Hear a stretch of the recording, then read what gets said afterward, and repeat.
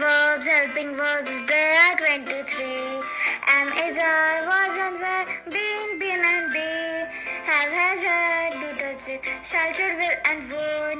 There are some more helping verbs, may, might, must and could. Helping verbs, there are 23. Am is are, was and were, being, been and be.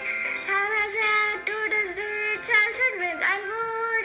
There are some more helping verbs, may, might, must and could. Hello दोस्तों, हमने पिछले 3 video में main verb के बारे में जाना है। आज हम जानेंगे अबाउट हेल्पिंग वर्ब और ऑक्सिलरी वर्ब। अब हेल्पिंग वर्ब होते क्या है? तो हेल्पिंग वर्ब होते हैं जो हमें सेंटेंस में टेंस बताते हैं। इसके बावजूद वो हमारे सेंटेंस का मतलब पूरा करने में भी बहुत बड़ा रोल प्ले करते हैं। जिस तरह से हम हेल्पिंग वर्ब को एज अ मेन वर्ब भी इस्तेमाल कर सकते हैं और हेल्पिंग वर्ब भी इस्तेमाल कर सकते हैं। जैसे यहाँ पे मैं कुछ एग्जांपल दूंगा। पहले एग्जांपल में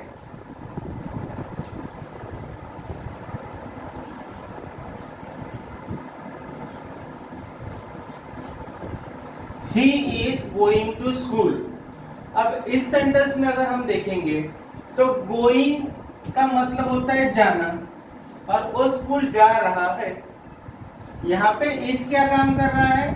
जो काम है ये लफ्ज हिंदी में काम कर रहा है, उसी तरह इंग्लिश में इज काम कर रहा है। गोइंग को सपोर्ट कर रहा है सेंटेंस मेकिंग में। अगर हम इज का इस्तेमाल एज अ मेन वर्ब करेंगे उस समय ही इज अ स्टूडेंट, यहाँ पे ये एज ए स्टेटिव वर्ड जो हमें सिर्फ परिस्थिति की जानकारी दे रहा है, यानी वो एक विद्यार्थी है, ये जानकारी है। यानी हम इज का इस्तेमाल एज ए हेल्पिंग वर्ब और एज ए मेन वर्ब भी कर सकते हैं। हेल्पिंग वर्ब ये चैप्टर जो है वो हमारे लिए बहुत इंपॉर्टेंट है, बिकॉज क्योंकि हेल्पिंग वर्ब जो कॉमन हेल्पिंग वर्ब है वो कॉमन फंक्शन क्या करते हैं। जो हेल्पिंग वर्ब है वो कॉमनली फंक्शन क्या क्या करते हैं? तो पहला फंक्शन है उनका टेल द टेंस, ये हमें बताते हैं। यानी नेचुरली अगर मैं इज कहूं तो आप कहेंगे प्रेजेंट टेंस है, अगर मैं वॉज कहूं तो आप कहेंगे पास्ट टेंस है, अगर मैं हैव कहूं तो आप कहेंगे प्रेजेंट टेंस है, अगर मैं हैड कहूं तो फिर आप कहेंगे पास्ट टेंस है। तो हमें हेल्पिंग वर्ब क्या बताते हैं? टेंस बताते हैं। कॉमन सबका feature same. Second, complete the meaning. हम जो वाक्य लिखते हैं, हम जब वाक्य लिखते हैं तो उस वाक्य का अर्थ कंप्लीट करने में या मतलब कंप्लीट करने में हमें कौन हेल्प करता है? Helping verb. अगर मैं यहाँ पे ही गोइंग टू स्कूल कहूंगा तो उस सेंटेंस को कोई भी मतलब नहीं रहेगा। अगर मैं उसे कहूंगा he is going to school तो उसका मतलब पूरा हो जाएगा, यानी complete the meaning of the sentence. तो ये तो कॉमन फीचर है जो हेल्पिंग वर्ब को इंपॉर्टेंट बनाते हैं। और हेल्पिंग वर्ब फिर कौन से है और किस किस्म के है ये हम आगे देखेंगे। अभी हम देखेंगे हेल्पिंग वर्ब के टाइप्स। ये हेल्पिंग वर्ब कितने टाइप्स के होते हैं? जैसे हेल्पिंग वर्ब 2 किस्म के होते हैं। नंबर 1 जिसे हम कहते हैं प्राइमरी ऑक्सिलरी। प्राइमरी ऑक्सिलरी और दूसरा होता है मॉडल ऑक्सिलरी।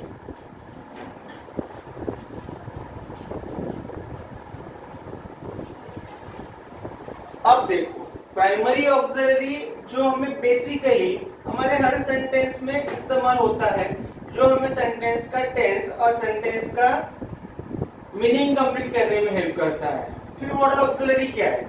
तो मॉडल ऑक्सिलरी होता है जो हमारा मूड दिखाता है। मूड इसका मतलब आप सबको पता है कि मूड हमारा बदलते जाता है। जैसे हमें कमांड करना है, जैसे हमें रिक्वेस्ट करनी है, जैसे हमें कोई पॉसिबिलिटी बतानी है, ये सब काम कौन करते हैं? मॉडल ऑक्सिलरी करते हैं। तो बेसिकली हम इसके भी डिवीजन कर लेंगे, ये कौन कौन से किस में अलग अलग तरह से इस्तेमाल होता है। जैसे प्राइमरी ऑक्सिलरी के 3 मेन टाइप है, जैसे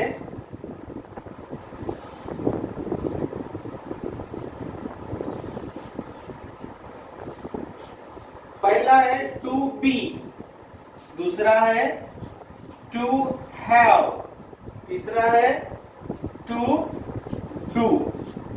ये हो गए प्राइमरी ऑक्सिलरी के मेन टाइप्स। अब टू बी जो हम सेंटेंस में इस्तेमाल करते हैं उसके जो फॉर्म्स होते हैं वो फॉर्म्स कौन से, तो हम यहाँ पे करेंगे एक बॉक्स।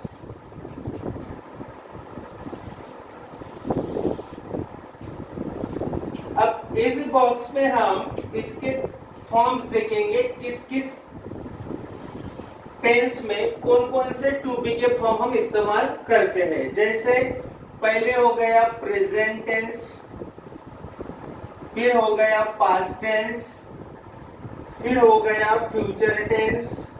अब प्रेजेंट टेंस में हम टू बी के कौन से फॉर्म इस्तेमाल करते हैं, तो प्रेजेंट टेंस में टू बी के फॉर्म है am, is, are. Okay, present tense में टू बी के फॉर्म कौन से है, एम, इज, आर। अब पास्ट टेंस में देखेंगे, पास्ट टेंस में है वॉज और वेयर। और उसी तरह फ्यूचर टेंस में हम देखेंगे तो शैल बी और विल बी।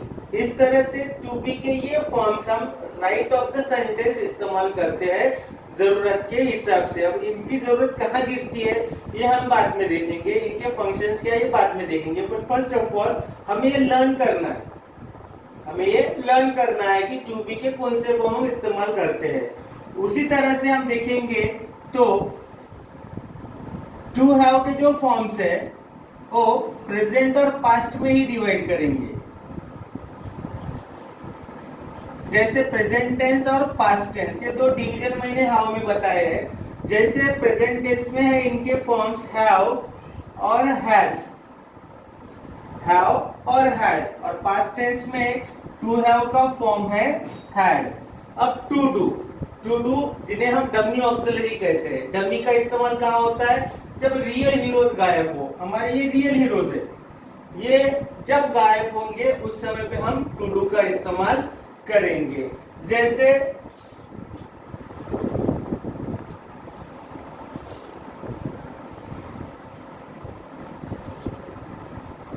टू डू का इस्तेमाल हम प्रेजेंट में और पास्ट इन दोनों टेंस में करेंगे। प्रेजेंट टेंस में हम कौन से फॉर्म इस्तेमाल करते हैं, डू और डज, डू और डज, और पास्ट में हम करते हैं डिड। तो ये हो गए प्राइमरी ऑक्सिलरी। इनके बावजूद इनके और भी फॉर्म्स है जो हम नॉन फाइनाइट फॉर्म से जानते हैं, वो हम बाद में फंक्शन में उनका उनके बारे में जानेंगे। यहाँ पे हम देखेंगे तो सिर्फ shall be, will be, am is, are, was, were, ये टू बी के फॉर्म्स है जो हम फाइनाइट फॉर्म्स के तौर पे जानते हैं। टू हैव के हैव, हैज और पास्ट में हैड, और टू डू में डू, डज और पास्ट में डिड।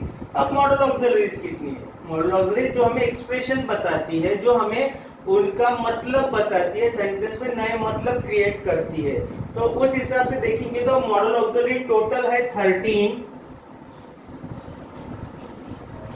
और ये 13 मॉडल ऑक्सिलरीज कौन सी है, तो हम देखेंगे यहाँ पे shall, should, will, would, can, could, may, might, must, ought to, need to, dare to, used to। इस तरह से ये 13 मॉडल ऑक्सिलरीज है जो हम सेंटेंस में इस्तेमाल करते हैं। बेसिकली इसमें से अगर हम need to, ought to, dare to, used to को निकाल ले तो हमारी पूरी ऑक्सिलरी हो जाएंगी 23। क्यों निकालना इन्हें, क्योंकि ये एज अ मेन वर्ब भी इस्तेमाल कर सकते हैं जहां पे हमें उनका मतलब अलग से होता है। तो नेचुरली इन्हें हम कहते हैं माइग्रेनल ऑक्सिलरीज। तो वो हमारा सब्जेक्ट अभी नहीं है, तो हमें सिर्फ यहाँ पे देखना है कि इतने मॉडल ऑक्सिलरीज और प्राइमरी ऑक्सिलरीज है और इनके बारे में हमें जानना है कि ये क्या फंक्शन करते हैं। आज मैं पहले आपको ये बताऊंगा कि प्राइमरी ऑक्सिलरी किस तरह से कहाँ इस्तेमाल होते हैं, उनके फंक्शंस और उनके बारे में और डिटेल हम अभी जानेंगे। जैसे कि अभी मैंने कहा था आपको कि हम फंक्शंस देखेंगे, मगर उसके पहले हम कुछ वर्ब एग्रीमेंट देखेंगे, यानी ऑक्सिलरी वर्ब्स किस तरह से कहाँ इस्तेमाल होते हैं। जैसे हम देखेंगे प्लूरल नंबर सिंगुलर नंबर के साथ किस तरह से बिहेव करते हैं। जैसे अगर मैंने यहाँ पे कुछ प्रोनाउंस लिखे, अब ये प्रोनाउन पहले हो गया आई, वी, दे और यू। अब यहाँ पे देखिए कि आई ये इकलौता यहाँ पे सिंगुलर है, बाकी सब प्लूरल नंबर्स यहाँ पे मैंने लिखे हैं। अब सिंगुलर नंबर थर्ड पर्सन में कौन कौन आएगा, तो यहाँ पे मैं डैश देता हूँ, उसके आगे लिखता हूँ कि ही, शी, इट, और कोई भी नाम रहे, कोई भी नाम, just like a singular number, Ram रहे, डेविड रहे, रहीम रहे, कोई भी रहे, दैट वाज सिंगुलर नंबर अगर रहता है तो उनके साथ ये ऑक्सिलरी वर्ब किस तरह से आते हैं। तो हम यहाँ पे देखेंगे ऑक्सिलरी वर्ब्स हमारे, जैसे अब हम यहाँ पे पहला ऑक्सिलरी वर्ब लेंगे टू बी।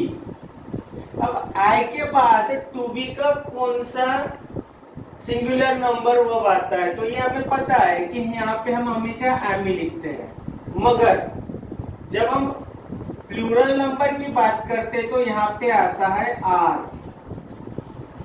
यानी we are, they are, you are. अब इसके बाद जब सिंगुलर नंबर थर्ड पर्सन आता है तो हम यहाँ पे क्या इस्तेमाल करेंगे, इज,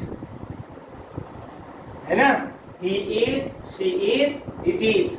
अगर हम यहाँ पे प्रेजेंट की बात कर रहे हैं, अब पास्ट में, हम पास्ट में देखेंगे क्या आता है, तो आई के बाद आता है पास्ट में वॉज, और प्लूरल नंबर जो एक से ज्यादा होते हैं वहां पे आएगा वेयर, यहाँ पे आएगा वेयर, वी के बाद आएगा वेयर, यानी यहाँ पे प्लूरल नंबर दिखाने के लिए हमने वेयर इस्तेमाल किया है।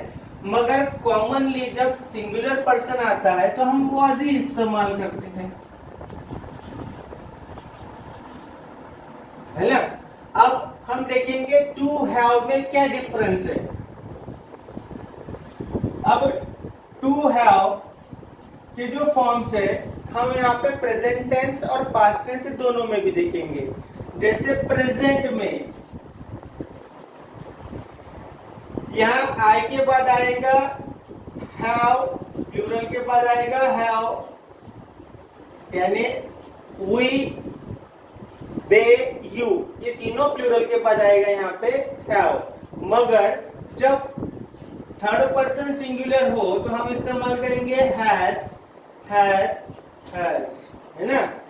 और पास्ट टेंस में कॉमन है हैड, जो हम आई के बाद, वी के बाद, यू के बाद, दे के बाद इस्तेमाल करते हैं। उसी तरह ही के बाद, शी के बाद और इट के बाद भी हैड ही इस्तेमाल करते हैं। शायद ये सोचते होंगे कि हमारे पास यस नहीं है, तुम्हारे पास यस कम है, इसलिए तुम हैव इस्तेमाल करो। हम हैव इस्तेमाल करते हैं, कम लोग हैव इस्तेमाल करते हैं, जो सिंगुलर होते हैं, जो प्लूरल होते हैं वो हैव इस्तेमाल करते हैं। उसी तरह से डू डज में भी हम वही देखेंगे। जैसे टू डू के अगर फॉर्म्स हो तो प्रेजेंट और पास्ट में क्या इस्तेमाल होता है। सो आई के बाद डू, वी के बाद डू, यू के बाद डू, दे के बाद डू। मगर जब ही, शी, इट की बात आती है तो डज, डज, डज। और पास्ट टेंस में कॉमनली हम इस्तेमाल करते हैं डिड।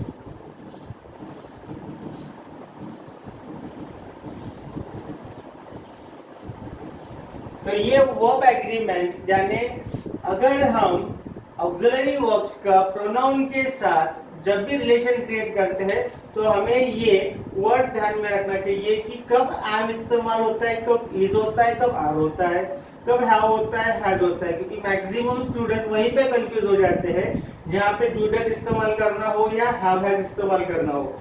इनको किस तरह से इस्तेमाल करना है और इनके फंक्शंस क्या है, हम ये कल के वीडियो में देखेंगे। Thank you.